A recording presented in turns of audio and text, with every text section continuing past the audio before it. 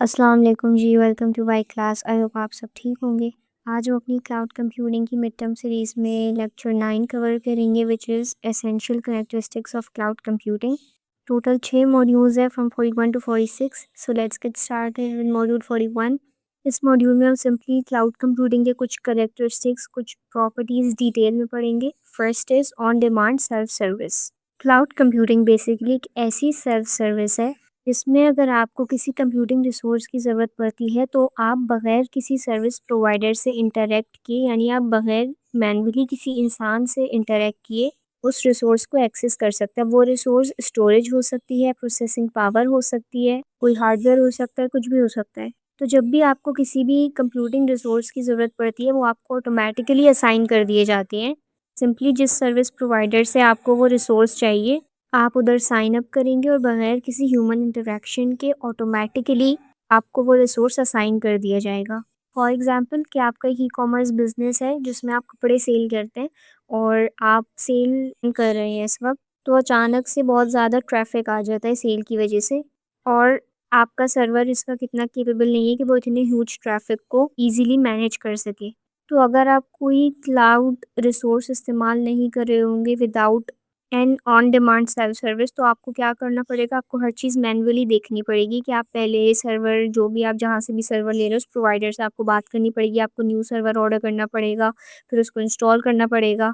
इन सब चीज़ों में बहुत टाइम लग जाएगा। लेकिन अगर आपने पहले से ही अपने क्लाउड रिसोर्सेज को ऑटोमेट करके रखा हुआ तो जब आपके पास बहुत ज़्यादा ट्रैफिक आएगा तो बैकएंड पे आपकी वेबसाइट एडमिनिस्ट्रेटर जो है वो AWS में फॉर एग्जांपल लॉगिन करके simply add more server capacity पे क्लिक करेगा और विद इन मिनट्स वो सर्वर डिप्लॉय हो जाएंगे और आप उन्हें यूज़ कर सकते हैं। फिर जितनी देर आप वो सर्वर्स यूज़ करेंगे उतना आपको एक्स्ट्रा पे करना पड़ेगा। यहाँ पर आपने किसी ह्यूमन से इंटरेक्ट नहीं किया, आपने सारे रिसोर्सेज को इंस्टेंटली एक्सेस आपको मिल गया, आपको ज़्यादा वेट नहीं करना पड़ा और आपने सिंपली अपने रिसोर्सेज को स्केलेबल बनाए। यानी जब आपकी डिमांड इंक्रीज़ हुई तो आपने अपने रिसोर्सेज बढ़ा दिए और जब आपकी सेल ख़त्म हो गई, कस्टमर्स कम होंगे, डिमांड कम हो जाएगी, तो आप वो जो एक्स्ट्रा सर्वर था वो हटा देंगे।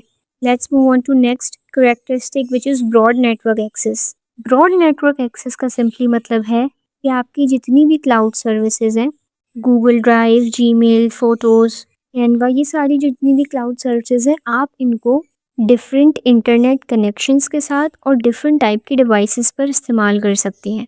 ब्रॉड नेटवर्क एक्सेस का सिंपली मतलब है कि आप क्लाउड सर्विसेज को इंटरनेट के ज़रिए, और इंटरनेट डिफरेंट तरह का, यानी लोकल एरिया नेटवर्क हो, वाइड एरिया नेटवर्क हो या फिर कोई ग्लोबल इंटरनेट हो, किसी भी तरह के इंटरनेट के साथ एक्सेस कर सकते हैं। और ये सर्विसेज मल्टीपल डिवाइसेस को सपोर्ट करती है, यानी आप मोबाइल फ़ोन्स पर, लैपटॉप्स पर, टैबलेट्स पर, अपने पर्सनल कंप्यूटर्स पर, यानी डिफरेंट तरह की साइजेस की डिवाइसेस पर एक्सेस कर सकते हैं बहुत ईजीली। और ये वायर्ड नेटवर्क के साथ, जैसे जो केबल्ड वाईफाई और वायरलेस यानी ब्लूटूथ वगैरह के साथ, यानी हर तरह के नेटवर्क के साथ आप इन्हें यूज़ कर सकते हैं। फॉर एग्जांपल अगर आप गूगल ड्राइव यूज़ कर रहे हैं तो आप मोबाइल पे भी यूज़ कर सकते हैं, लैपटॉप पे भी, अपने कंप्यूटर के ब्राउज़र पर भी, हर जगह इस्तेमाल कर सकते हैं और वो उस साइज़ के हिसाब से आप इजीली यूज़ कर सकते हैं। So this was another advantage of cloud computing. Next is resource pooling. Pooling का सिंपली मतलब है ग्रुपिंग करना। क्लाउड प्रोवाइडर्स रिसोर्सेज के बड़े बड़े ग्रुप्स यूज़ करते हैं जिनको मल्टीपल यूज़र्स के बीच में शेयर किया जाता है। रिसोर्सेज जैसे कि स्टोरेज, मेमोरी, प्रोसेसिंग नेटवर्क, इनको एक लार्ज पूल में कनेक्ट किया जाता है, बाद में मल्टीपल यूज़र्स के साथ शेयर किया जाता है। ये रिसोर्सेज फिजिकल भी हो सकते हैं और वर्चुअल भी हो सकते हैं।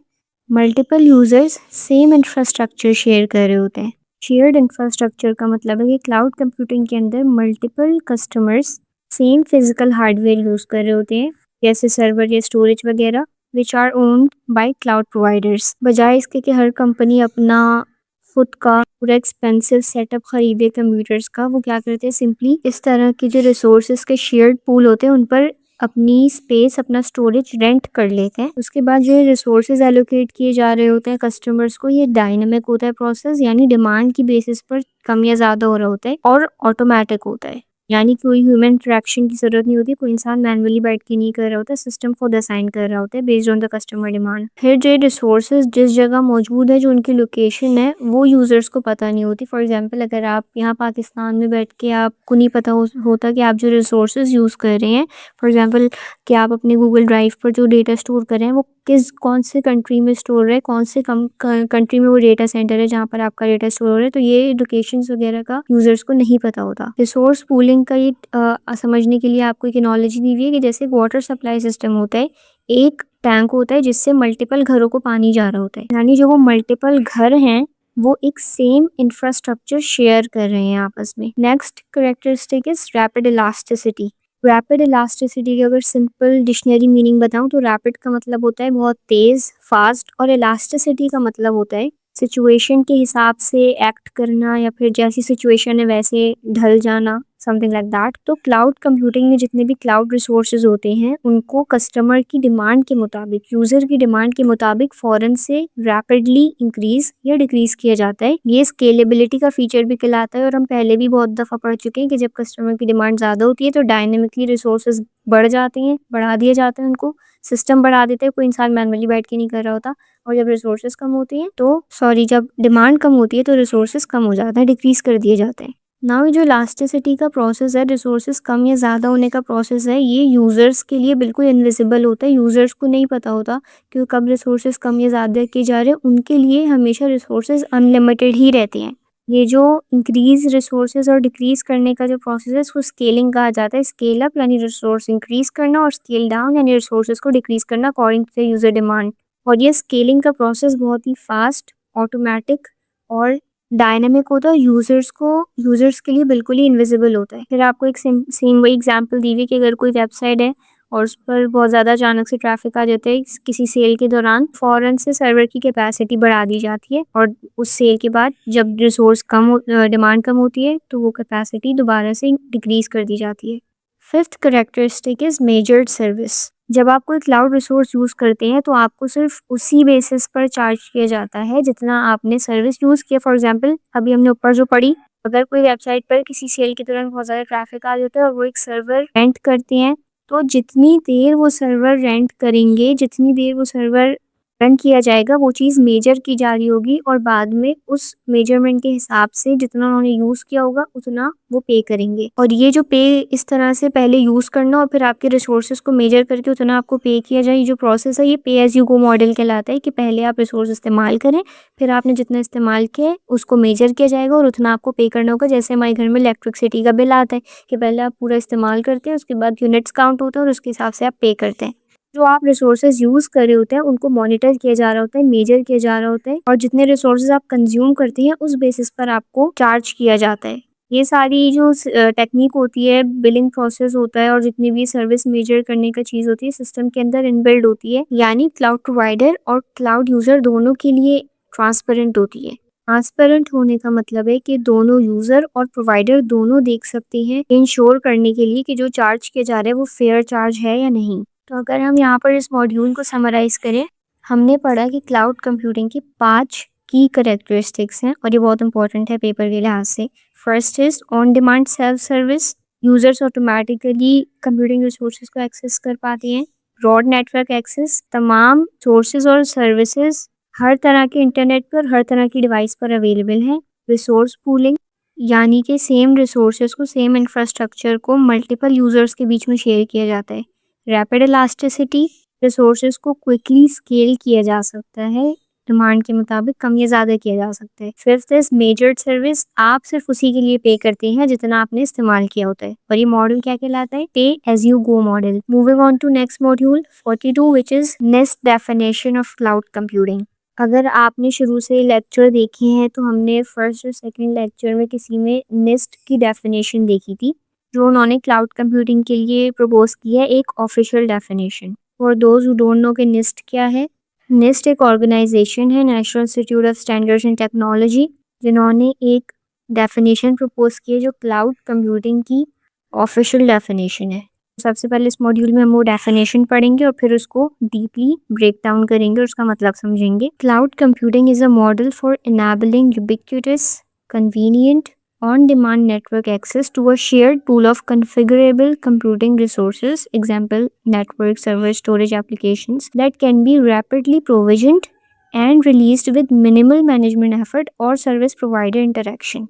बहुत बड़ी डेफिनेशन है, बहुत सारे वर्ड्स हैं जिसके मतलब हमें नहीं पता, सर पे से गुजर गए, तो हम इसको ब्रेक डाउन करेंगे और इजीली समझेंगे। इसमें कहा जा रहा है कि क्लाउड कंप्यूटिंग एक ऐसा मॉडल है जो लोगों को एक easy on demand access provide करता है ओवर द इंटरनेट। किस चीज़ का एक्सेस? कंप्यूटिंग रिसोर्सेज के शेयर्ड पूल का एक्सेस प्रोवाइड करता है, और इन रिसोर्सेज को रिजर्व करना और रिलीज करना बहुत ज़्यादा इजी और फास्ट है, with minimal effort and without any human intervention. तो हम इस मिस डेफिनेशन को ब्रेक डाउन करते हैं। Cloud computing is a model for enabling ubiquitous. Ubiquitous का मतलब होता है कोई ऐसी चीज़ जो सेम टाइम पर मल्टीपल जगहों पर अवेलेबल हो। तो क्लाउड सर्विसेज, क्लाउड कंप्यूटिंग एक यूबिक्यूटस सर्विस है, जिसका सिंपल मतलब है कि आप इन सर्विसेज को कभी भी और कहीं भी एक्सेस कर सकते हैं। सेकंड, कन्वीनियंट है। कन्वीनियंट का मतलब है कि बहुत ज़्यादा इजी टू यूज़ और यूज़र फ्रेंडली है। यानी अगर आप कोई भी cloud service first time use करते हैं तो वो बहुत ज़्यादा यूज़र फ्रेंडली होती है, जिसका मतलब है उसका यूआई बहुत ज़्यादा इजी टू यूज़ होता है। कोई कॉम्प्लेक्स सेटअप नहीं होता कि आप उसको इजीली फर्स्ट टाइम में यूज़ कर सकते हैं। Then on demand network access. On demand network access का मतलब है कि आपकी डिमांड के ऊपर आपको फ़ौरन से एक्सेस दे दिया जाता है जब कभी भी आप रिक्वेस्ट करते हैं। यानी जो भी क्लाउड रिसोर्सेज हैं वो हर वक्त अवेलेबल होते हैं जब भी आपकी वो ज़रूरत हो उनकी। कोई आपको वेट नहीं करना पड़ता, कोई मैनुअल प्रोसेस नहीं है, हर चीज़ ऑटोमेटेड और डायनेमिक होती है। ये जो हमने 3 तरह के एक्सेस पढ़े, ubiquitous, convenient, on demand network access, ये आपको दिया जाता है एक शेयर्ड पूल ऑफ रिसोर्सेज के लिए। नाउ ये कौन-कौन से रिसोर्सेज हैं? सर्वर्स हैं, स्टोरेज हैं, नेटवर्क्स हैं, एप्लीकेशंस हैं जिनको मल्टीपल यूजर्स के बीच शेयर किया जाता है। ऊपर डेफिनेशन में देखें तो लिखा हुआ है shared pool of configurable computing resources. Configurable resources का मतलब है कि जो क्लाउड यूजर्स हैं वो अपने हिसाब से रिसोर्सेज को खुद से कस्टमाइज कर सकते हैं। जैसी आपकी नीड है आप वैसे अपने रिसोर्सेज को सेटअप कर सकते हैं।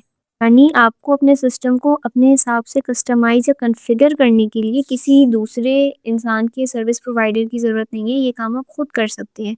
देन अगर हम डेफिनेशन देखें तो these resources can be rapidly provisioned. Rapid का अगेन मतलब होता है कि कोई चीज़ बहुत ज़्यादा फास्ट हो, और प्रोविजन का मतलब होता है कोई चीज़ फराहम करना, इजीली एक्सेस देना। ये जो क्लाउड रिसोर्सेज होते हैं इनको रैपिडली प्रोविजन और रिलीज किया जा सकता है। यानी जब ज़रूरत हो तो क्विकली एलोकेट किया जा सकता है, और जब ज़रूरत नहीं है, अब डिमांड कम हो गई है, तो फ़ौरन रिमूव किया जा सकता है, रिलीज किया जा सकता है। देन लास्ट पार्ट है डेफिनेशन का, that can be rapidly provision and release with minimal management effort. Minimal का मतलब है कम से कम मैनेजमेंट एफर्ट की ज़रूरत पड़ती है इस पूरे प्रोविजनिंग के प्रोसेस में। यानी यूज़र की तरफ से इन्वॉल्वमेंट बहुत कम होती है, और इस पूरे प्रोविजनिंग के प्रोसेस को और सिस्टम को मेंटेन करने का काम, रिस्पॉन्सिबिलिटी ये क्लाउड प्रोवाइडर की होती है। मिनिमल सर्विस प्रोवाइडर इंटरेक्शन, यानी आपको हर चीज़ के लिए क्लाउड प्रोवाइडर को कांटेक्ट करने की ज़रूरत नहीं है, हर चीज़ ऑटोमेटेड होती है, और क्लाउड प्रोवाइडर की तरफ से और जो यूज़र है उसकी तरफ से इन्वॉल्वमेंट बहुत कम होती है। तो ये थी निस्ट की तरफ से क्लाउड कंप्यूटिंग की ऑफिशियल डेफिनेशन, जिसको हमने बहुत इजीली ब्रेक डाउन किया है। आई होप इस डेफिनेशन के बाद आपको समझ में आ गया होगा कि क्लाउड कंप्यूटिंग है क्या बेसिकली और इसका मकसद क्या है। ये निस्ट क्या है, मैंने पहले ही बताया, national institute of standards and technology. ये यूएसए में एक ऑर्गेनाइजेशन है, गवर्नमेंट ऑर्गेनाइजेशन, जिसका काम है कि टेक्नोलॉजी से रिलेटेड जितनी भी चीज़ें हैं उनके लिए स्टैंडर्ड डेफिनेशंस और स्टैंडर्ड गाइडलाइंस प्रोवाइड करना। यहाँ पर निस्ट की तरफ से जो हमें डेफिनेशन मिली है क्लाउड कंप्यूटिंग की, उसका सिंपल मकसद ये है हर किसी को एक क्लैरिटी मिल सके, एक क्लाउड कंप्यूटिंग का एक क्लियर मतलब समझ आ सके, और वो मतलब यूनिफॉर्म हो, यानी एक यूनिवर्सल मतलब हो, हर कोई अलग अलग मतलब ना निकाले। यूनिफॉर्म अंडरस्टैंडिंग का मतलब है कि सबको सेम सेम समझ आए। नाउ हम देखते हैं business drivers of cloud computing के क्लाउड कंप्यूटिंग कौन कौन से बिजनेस में कौन कौन सी चीज़ों को सपोर्ट करती है। First is IT capacity planning. Businesses जो है वो इजीली अपने रिसोर्सेज को स्केल अप या स्केल डाउन कर सकते हैं based on the customer demand. उन्हें कोई फ्यूचर प्रिडिक्ट करने की ज़रूरत नहीं है, यानी पहले से बैठ के अंदाज़े लगाने की ज़रूरत नहीं है कि भाई हमारे इतने कस्टमर्स आएंगे तो हम इतने सर्वर बैकअप में रखने चाहिए। उन्हें ये सब अंदाज़े लगाने की ज़रूरत नहीं है। अगर जितने कस्टमर्स आएंगे उस हिसाब से उनको सर्वर एलोकेट कर दिया जाएगा, या जिस भी फॉर एग्जांपल जिस भी रिसोर्सेज की ज़रूरत है वो at the mean time access मिल जाएगा उस चीज़ का। उन्हें फ्यूचर में बैठ के पहले से प्रोडिक्शन करने की ज़रूरत नहीं है। Second is cost reduction. Cloud computing का एक बहुत बड़ा फ़ायदा ये है कि आपको कोई भी एक्सपेंसिव हार्डवेयर में इन्वेस्ट करने की ज़रूरत नहीं है, कुछ भी खरीदने की ज़रूरत नहीं है। सिंपली जिस चीज़ की आपको ज़रूरत है, आप वो चीज़ रेंट करो और उतना ही पे करो जितना आपने यूज़ किया है। देन ऑर्गेनाइजेशनल एजाइलिटी, ये जैसे-जैसे नई टेक्नोलॉजीज़ आ रही हैं, मार्केट में नई चीज़ें आ रही हैं, उस हिसाब से क्लाउड कंप्यूटिंग में भी एडवांसमेंट आ रही है। तो इस एजाइलिटी का सिंपली मतलब है कि मार्केट डिमांड्स के मुताबिक, मार्केट चेंजेस के मुताबिक अपडेटेड रहना और जो एप्लीकेशंस और सर्विसेज हैं, उनकी विदिन सेकंड्स डिप्लॉयमेंट करना, उनको कॉन्फ़िगर करना। नाउ अगर हम यहाँ पर इस मॉड्यूल को समराइज़ करें, जो निस्ट की हमने डेफिनेशन पढ़ी, उसका सिंपली शॉर्ट मतलब ये है कि क्लाउड कंप्यूटिंग आपको शेयर्ड कॉन्फ़िगरेबल रिसोर्सेज का आपकी फ़ौरन डिमांड पर एक्सेस प्रोवाइड करती है। की फीचर्स कौन-कौन से हैं? ईज़िली आप एक्सेस कर सकते हैं, रिसोर्सेज़ मल्टीपल यूज़र्स के बीच में शेयर किए जा रहे होते हैं, फास्टली आप प्रोविज़न कर सकते हैं, यानी रिसोर्सेज़ स्केल अप डाउन करना, रिलीज़ करना, ये सब बहुत फास्ट और डायनामिक होता है। मिनिमल मैनेजमेंट की ज़रूरत पड़ती है कस्टमर के एंड से और प्रोवाइडर के एंड से, क्योंकि हर चीज़ सिस्टम में इनबिल्ट होती है, डायनामिक होती है। क्लाउड कंप्यूटिंग हेल्प करती है बिज़नेसेस को उनकी स्केलेबिलिटी इम्प्रूव करके। उनको फ्यूचर में बैठ के कुछ प्रोडिक्शंस करने की ज़रूरत नहीं है। जब भी उनको जैसे भी रिसोर्सेज़ की ज़रूरत होगी, फ़ौरन से उनको ऑन डिमांड एक्सेस मिल जाएगा। उनकी कॉस्ट बहुत ज़्यादा कम हो जाती है, क्योंकि वो हर चीज़ एक्सपेंसिव हार्डवेयर वगैरह हर चीज़ बाय नहीं कर रहे होते, सिंपली रेंट कर रहे होते हैं और वो उतना ही पे करते हैं जितना उन्होंने इस्तेमाल किया है। क्लाउड कंप्यूटिंग की वजह से बिज़नेसेस में बहुत ज़्यादा स्पीड और फ्लेक्सिबिलिटी आ गई है, यानी मार्केट चेंजेस के मुताबिक टाइम टू टाइम अपडेटेड रहना। सो ये मॉड्यूल खत्म हुआ। Next move on to module 43 which is key terms in cloud computing. यहाँ पर आपको कुछ बेसिक ऐसी टर्म्स बताई गई हैं जो आप आगे जाके पूरे सब्जेक्ट में बार-बार पढ़ेंगे, जिसका मतलब आपको पता होनी चाहिए। First is IT resources. IT resource का मतलब है ऐसे कंपोनेंट्स, ऐसे कंप्यूटिंग कंपोनेंट्स जो क्लाउड एनवायरनमेंट में इस्तेमाल होती हैं। ये जो रिसोर्सेज हैं, ये फिजिकल भी हो सकती हैं और वर्चुअल भी हो सकती हैं। आई होप आपको फिजिकल वर्चुअल का मतलब पता होगा। तो फिज़िकल रिसोर्सेज़ में आपके फ़िज़िकल सर्वर्स आ जाती हैं, फ़िज़िकल स्टोरेज डिवाइसेस जो भी रैम वगैरह होती है वो सब आ जाती है, और वर्चुअल रिसोर्सेज़ में आपकी वर्चुअल मशीन्स आ जाती हैं और वर्चुअल स्टोरेज आ जाती हैं। फ़िज़िकल रिसोर्सेज़ का एक सॉफ्टवेयर बेस्ड वर्जन होता है वर्चुअल रिसोर्सेज़। इस लाइन का एक सिंपल मतलब ये है कि जो वर्चुअलाइजेशन सॉफ्टवेयर्स होते हैं वो एक फेक लेकिन फुल्ली फंक्शनल वर्जन बना देते हैं हार्डवेयर का, जो एक फिजिकल मशीन इस्तेमाल करती है अपनी जिस पे जो मल्टीपल वर्चुअल मशीन्स रन हो रही होती है उनके लिए। तो क्लाउड कंप्यूटिंग में मोस्टली ये वर्चुअल रिसोर्स इस्तेमाल की जा रही होती हैं। Second term is on premises. On premises का मतलब है ऐसे आईटी रिसोर्सेज जो किसी ऑर्गेनाइजेशन की जो फिजिकल लोकेशन है उसके अंदर लोकेटेड है। फॉर एग्जांपल कि आपकी जो यूनिवर्सिटी है उधर एक कंप्यूटर लैब बना है और उस कंप्यूटर लैब में जो एक पीसी रखा है, तो वो ऑन प्रेमिसेस आईटी रिसोर्स कहलाएगा। तो ये जो ऑन प्रेमिसेस आईटी रिसोर्सेज होती हैं, ये कंपनी की जो हुदूद होती है, जो लोकेशन होती है, उसके अंदर होस्ट किए जा रहे होते हैं फिजिकली, और जो ऑर्गेनाइजेशन होती है, जो लोग होते हैं, वो खुद उसको मैन्युअली मैनेज कर रहे होते हैं, और ये क्लाउड का पार्ट नहीं होती बाय डिफ़ॉल्ट। बट अगर हम अपने हिसाब से कस्टमाइज़ करें, कॉन्फ़िगर करें, तो हम इसको क्लाउड का पार्ट बना सकते हैं। यहाँ पर कुछ आपको इम्पोर्टेंट कॉन्सेप्ट्स दिए गए हैं। अगर कोई ऑन प्रेमिसेस आईटी रिसोर्स है, तो आप उसको किसी क्लाउड रिसोर्स के साथ कनेक्ट कर सकते हैं। इवन कि आप उसको ऑन प्रेमिसेस से उठाकर किसी क्लाउड पर भी माइग्रेट कर सकते हैं। इसका सिंपल मतलब है कि जो भी आपकी digital files, programs, systems, applications जो भी आपके ऑफिस के फिजिकल हार्डवेयर पर पड़ी हुई हैं, लाइव है वहाँ पर, आप उनको किसी वर्चुअल स्पेस में मूव कर दें। जैसे कि माइक्रोसॉफ्ट एज़ोर या फिर गूगल क्लाउड पर शिफ्ट कर दें। तो ये कहलाता है किसी ऑन प्रेमिसेस आईटी रिसोर्स को क्लाउड पर माइग्रेट कर देना। नाउ ऑन प्रेमिसेस और क्लाउड का डिफरेंस क्या है? ऑन प्रेमिसेस लोकल इंफ्रास्ट्रक्चर होता है, आपके अपने हाथ में होता है उसको कॉन्फ़िगर करना, कंट्रोल करना। और क्लाउड जो है वो किसी एक्सटर्नल प्रोवाइडर के ज़रिए होस्ट किया जा रहा होता है। आप उनसे सर्विसेज़ ले रहे होते हैं। इसमें आपका कंट्रोल बहुत कम होता है, क्योंकि सारी चीज़ें मैनेज करना उस प्रोवाइडर का काम होता है। फोर्थ टर्म है हमारे पास क्लाउड प्रोवाइडर। क्लाउड प्रोवाइडर नाम से पता लग रहा है, क्लाउड प्रोवाइड करने वाले ऐसी ऑर्गेनाइजेशंस होती हैं जो क्लाउड सर्विसेज और क्लाउड जो भी आईटी रिसोर्सेज होते हैं वो यूज़र्स को प्रोवाइड कर रही होती हैं। उनका काम होता है इंफ्रास्ट्रक्चर, प्लेटफॉर्म और सॉफ्टवेयर प्रोवाइड करना, सॉफ्टवेयर की मेंटेनेंस करना, रिसोर्सेज को मैनेज करना और सर्वर जो भी आप सर्विस है उसको 100% अवेलेबल रखना हर वक्त यूज़र्स के लिए, ये क्लाउड प्रोवाइडर्स की रिस्पॉन्सिबिलिटी होती है। कुछ क्लाउड प्रोवाइडर्स की एग्जांपल है AWS, एज़ोर, आपको पता होने चाहिए। देन नेक्स्ट टर्म है क्लाउड कंज्यूमर्स। कंज्यूमर्स यानी क्लाउड को कंज्यूम करने वाले। क्लाउड कंज्यूमर्स वो यूज़र्स हैं या फिर वो ऑर्गेनाइजेशंस हैं जो क्लाउड सर्विसेज ले रही हैं क्लाउड प्रोवाइडर्स से। नाउ ये जो क्लाउड कंज्यूमर्स हैं ये इंडिविजुअल लोग भी हो सकते हैं, जैसे कि आप खुद अगर कोई गूगल ड्राइव यूज़ कर रहे हैं तो आप एक इंडिविजुअल क्लाउड कंज्यूमर हैं। और बिजनेसेस भी क्लाउड कंज्यूमर्स हो सकते हैं, जैसे अगर कोई बिजनेस गूगल वर्कस्पेस इस्तेमाल कर रहे हैं तो वो इंडिविजुअल नहीं है, वो एक पूरा बिजनेस इस्तेमाल कर रहा है। तो ये इंडिविजुअल हो या फिर बिजनेसेस हो, ये क्लाउड कंज्यूमर्स वो तमाम रिसोर्सेज इस्तेमाल करती हैं। सिर्फ वो जो क्लाउड प्रोवाइडर्स इनको प्रोवाइड करते हैं और जो भी रिसोर्सेज यूज़ करते हैं उनको मेजर किया जाता है पे एज़ यू गो मॉडल के ज़रिए और फिर उन बेसिस पर चार्ज किया जाता है। तो सिंपली जो क्लाउड प्रोवाइडर्स होते हैं वो रिसोर्सेज प्रोवाइड करते हैं और जो क्लाउड कंज्यूमर्स होते हैं वो रिसोर्सेज यूज़ करते हैं। यहाँ पर अगर हम इस मॉड्यूल को समराइज़ करें तो हमने 4 टर्म्स पढ़ी। आईटी रिसोर्सेज जो फिज़िकल भी हो सकते हैं और वर्चुअल भी हो सकते हैं।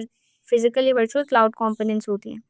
ऑन प्रेमिसेस का मतलब है ऐसे रिसोर्सेज जो किसी ऑर्गेनाइजेशन की फिजिकल लोकेशन के अंदर होस्ट किए जा रहे हों। क्लाउड प्रोवाइडर्स जो क्लाउड सर्विसेज प्रोवाइड कर रहे होते हैं, ऐसी ऑर्गेनाइजेशंस। और क्लाउड कंज्यूमर्स ऐसे इंडिविजुअल या बिजनेसेस जो क्लाउड प्रोवाइडर से दी गई सर्विसेज को रिसोर्सेज को यूज़ कर रहे होते हैं। सो यहाँ पर मॉड्यूल 43 ख़त्म हुआ हमारा। हमने 41, 42, 43 3 मॉड्यूल्स कवर किए हैं इस वीडियो में। बाकी के जो रिमेनिंग 3 मॉड्यूल्स हैं वो हम नेक्स्ट वीडियो में कवर करेंगे। अगर कोई क्वेश्चन हो सो कमेंट डाउन बिलो, और अगर वीडियो पसंद आई हो तो लाइक करें, अपने फ्रेंड्स के साथ शेयर करें, चैनल को सब्सक्राइब करें। And till the next video, अल्लाह हाफ़िज़।